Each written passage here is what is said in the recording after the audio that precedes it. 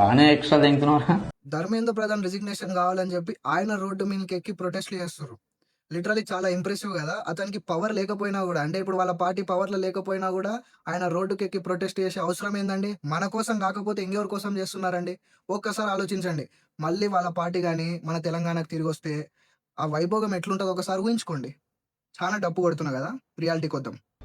అయ్యా కేటీఆర్ గారు, నేను మిమ్మల్ని ఒక ప్రశ్న అడుగుదాం అనుకుంటున్నా. మీరు 10 ఏళ్ళు తెలంగాణను పరిపాలించారు కదా. అప్పుడు ఎన్ని పేపర్ లీక్లు అయినాయో మీకు గుర్తుందా? మీకు గుర్తుండకపోవచ్చు. ఎందుకంటే మీరు మర్చిపోయి ఉంటారు అవన్నీ. అయినా మీకెందుకు గుర్తుంటాయండి అవి? కానీ మాకు గుర్తున్నాయండి. మాకు గుర్తున్నాయి. గూగుల్ తల్లికి గుర్తున్నాయి. గవర్నమెంట్ ఎంప్లాయీస్‌కి గుర్తుంది. గవర్నమెంట్ జాబ్ కోసం కష్టపడి నానా తిప్పలు పడి ఎన్నో రోజులు కష్టపడ్డ స్టూడెంట్స్ కూడా గుర్తుందండి. ఇప్పుడు అంతెందుకండి, మీరు రూలింగ్‌లోకి వచ్చిన కొన్ని రోజుల తర్వాత ఏమైంది? ఎంసెట్ పేపర్ లీక్ అయింది. ఎంసెట్ పేపర్ లీక్ అయిన తర్వాత ఏమైంది? ఏడబ్ల్యూ పేపర్ లీక్‌లు అయినాయి. ఇక గ్రూప్ 1 గురించి అయితే చెప్పొద్దు. గ్రూప్ 1 అదో పెద్ద కథ. పేపర్ లీక్‌లు అయినాయి, రీ ఎగ్జామ్‌లు అయినాయి. చానా కథ అయింది. దాని మీద ఒక సినిమా తీయొచ్చు.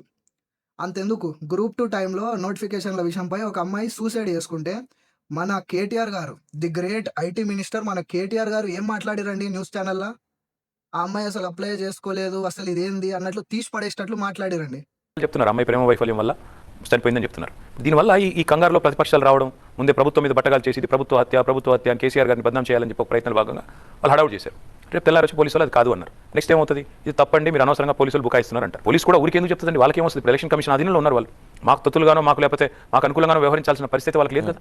వాళ్ళ నిష్పక్షపాతంగా ప్రమాణంగా వ్యవహారం చేస్తారు. వాళ్ళకి ఏం అవసరం ఉంది? ఇంకొక మాట కూడా నేను చెప్తా ఉన్నాను. అమ్మాయి అసలు గ్రూప్స్కి అప్లై చేయలేదని కూడా అంటా ఉన్నారు. తెలుసుకోండి మీరు. ఏం చేయాలండి ఇంతకు మీరు? అన్ని పేపర్ లీక్లు అయినాయి కదా.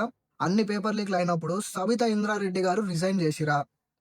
పోనీ మీ తప్పు మీరు తెలుసుకొని మీడియా ముందుకొచ్చి జనాలకు అపాలజీ చేయడం కానీ, లేదా ఆ విషయం గురించి ఏమైనా మాట్లాడిరా?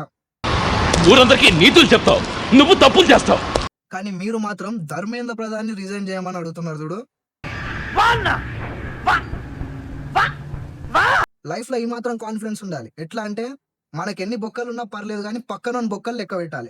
కానీ ఇవాళ మేము అడుగుతున్నది ఒకటే, ముందుగా ఎడ్యుకేషన్ మినిస్టర్ ధర్మేంద్ర ప్రధాన్ రాజీనామా చేయించండి. ఎడ్యుకేషన్ మినిస్టర్ ధర్మేంద్ర ప్రధాన్ రాజీనామా చేయించండి. ఈ టీఎస్పీఎస్ లీకేజ్ గురించి ఏం చెప్తారు? మీ చుట్టూ ఎందుకు 13 సార్లు చెప్తాను కూడా చెప్తాను అయింది.